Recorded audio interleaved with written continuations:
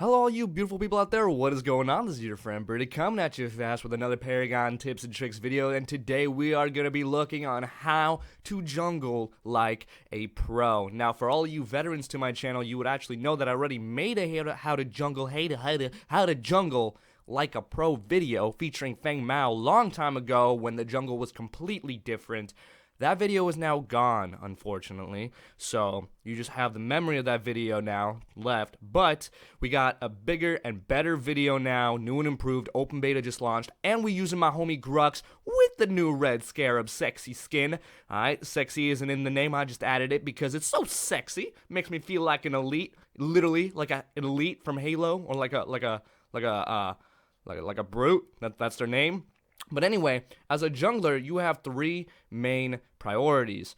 The first one is ganking, supporting through ganks, meaning helping out your teammates run around the enemy, flank them while they're busy in lane, and help them clear the lane in order for a tower push. Okay, you guys just saw a very initial trade-off there where we actually invaded their jungle as a group.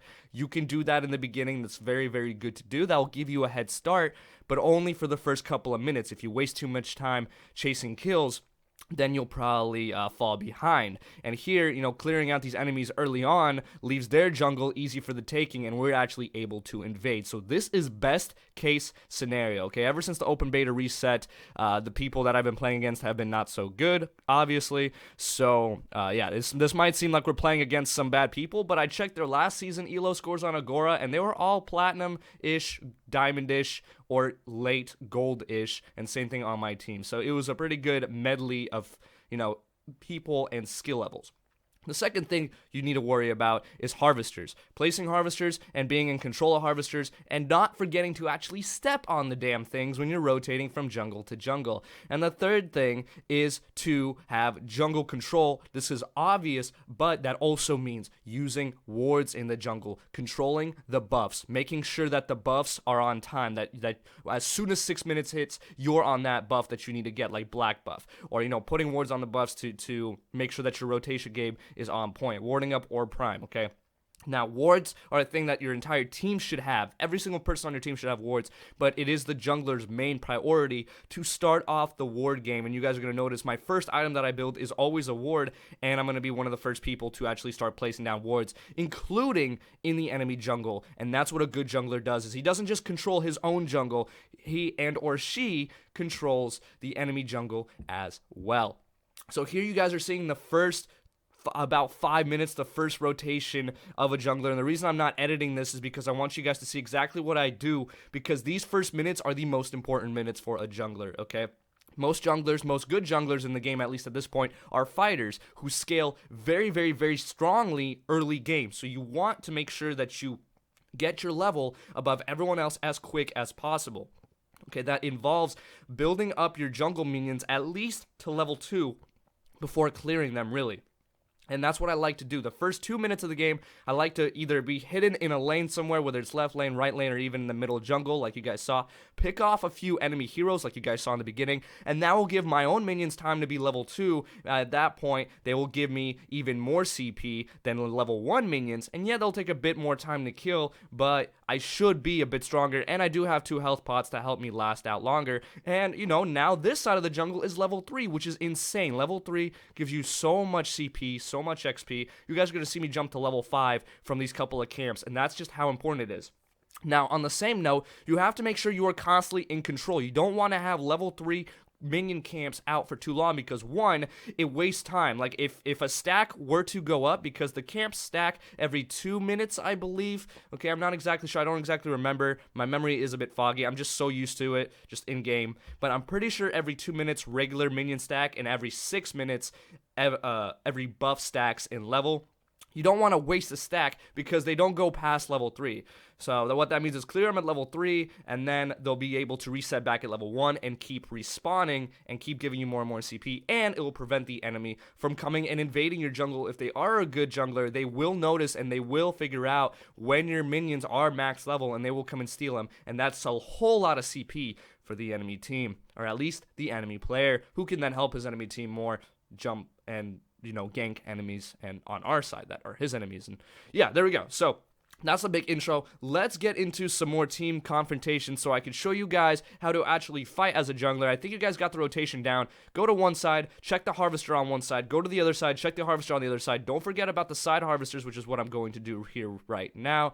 And at 9 minutes, don't forget about the prime harvester, as you got to place that as well. And right here, actually, we're not going to cut away, actually, because I do want to show ward placement. Again, I do have an entire video on ward placement, but this is a very popular spot to place wards. And actually, I end up hearing the enemy Grux, and again, knowing my strengths, knowing that I'm stronger than him, knowing that I farmed up more, and knowing that he's weak from this buff, as well as the fact that I have a teammate with me, we can get this easy gank and get even more CP for us and our team. Even though it's a little bit, this allows us to steal their buff, which is at level 2, which is a ridiculous amount of CP for one of our heroes, and this gives us jungle control, which means we can actually invade the rest of their jungle.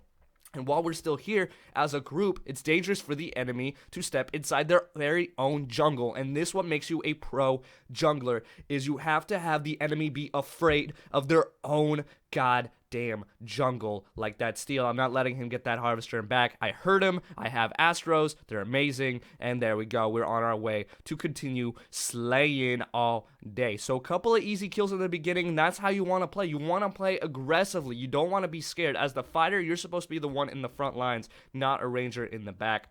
It's very, very, very important. And here I actually just end up going and placing this right side harvester. But again, not before I pester the enemy, okay? I'm going to be a bit more aggressive. I noticed that their minions are kind of low. I didn't realize that there was a second wave. So that's why I don't actually fight her. I just deal a good amount of burst damage using my abilities. And then I let her run away like a little bitch. You already know. They scared of the freaking red scare sexy scare, baby. Oh, it's too good. It's too sexy. But yeah, go on to the harvester. Make sure you have harvester control. Also, a big tip. You see those fans? After I looked up real quick right there, there's the fan on top of the tower. If the fan is spinning, that means there's a harvester placed. If it's not spinning, that means there is no harvester there. So that is how you can check if the enemy controls a harvester, if that fan is spinning up there. So right now we're just going to back and get some damage cards, and then later on we're going to start building tank here. So let's actually fast forward, skip over to the fun stuff. But like I said, this very first 10 minutes of the game or so is the most important, because you need to show dominance and you need to show that you mean boss, baby, and that they need to be afraid of their own goddamn jungle. So let's go over to some more fighting, shall we?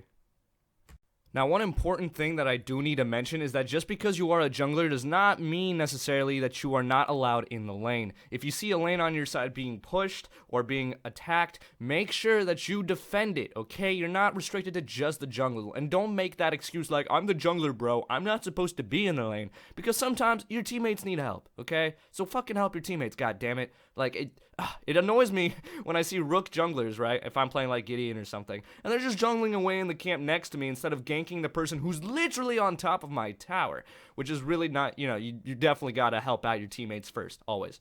So here's actually going to be a team fight where I end up dying, but this is because I believe in my teammates that they're going to deal a good amount of damage. Now, I'm not really paying attention to the team fight. I'm kind of too much into the moment, and I am getting bursted down pretty goddamn quick, and the Gideon did pop an ult on me, which I didn't really notice, but because I die, usually it should give my teammates enough time to either run away or, kill somebody. So they did end up killing someone, so we actually traded 2, I think, because we did kill that Grux, but another person on our side did end up dying. But the whole point of that fight was that in the initial fight, we got the advantage because we traded 2. We got 2 kills while they only got 1 kill. Okay, now Murdoch did snipe our howitzer, but that was just because howitzer was low and he didn't back up when he should have already, okay? That was not the actual fight. What I mean, guys, is that as a fighter, even if you're going to die, it's okay to die. You're supposed to die, okay? You are the front line. You are the main bottom bitch, alright? You are the main meat shield, okay? You got literally a red goddamn armor around your body and you got crazy weapon. Like, you gotta be the one to die in the front lines, right? You don't have to always die, okay? If you can escape, then escape. But If it allows your teammates to pressure a tower or push a tower or damage a tower, then do it. Then always do it, because objectives are more important than kills. If that team fight allowed us to deal a decent amount of damage on the tower or even destroy the tower, then it was worth it. So always think about it like that, guys. Don't worry about KDA. No one cares. And the people who always bring it up at the end of the game, like, oh my god, why did you go 0-1 in fucking 17 or whatever? Remember, guys, that KDA includes the assists, okay? The KDA, there's an A in there, all right? So don't you ever worry. That otherwise, how do you think support characters who can't kill shit are going to be, you know, have good stats? Like, I'm just saying, if you really care that much about it, think about it that way. But honestly, you guys should not care about that. Because again, as a jungler, you need to make sure that you're on the front lines and that you are aggressive and that you are confident.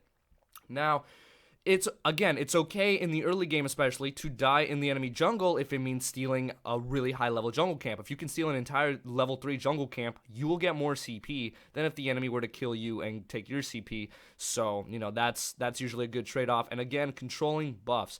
Now, I'm paying attention to my map right now, and I'm taking a look-see right here, and I'm noticing that my teammates are prepping to push that right lane, okay? They've been really heavily on that right lane, and that the right minion towers are really, the right minions are really pushing up on that tower really well. So I'm going to start pushing up on this left tower. That's why I grab black buff.